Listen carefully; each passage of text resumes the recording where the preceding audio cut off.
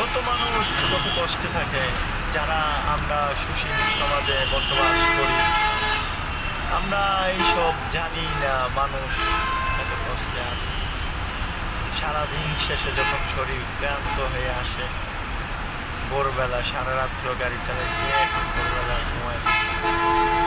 এই পাশে একটা হালকা শীত বৃষ্টি হচ্ছে, পাগল মহিলা শুয়ে আছে। আরেক পাশে আমি দেখাচ্ছি আপনাদেরকে কিছু লোক এই বৃষ্টির মাঝে লুঙ্গি, নিজের পরনের লুঙ্গি গায়ে দিয়ে ঘুমাচ্ছে।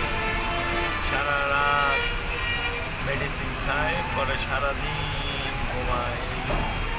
আল্লাহর বান্দাগুলা, কি যে একটা পরিবেশ। যাত্রাবাড়ি আছে, সকাল 4-5 ঘন্টা ধরে ট্রেন ছাড়তেছে। ভালো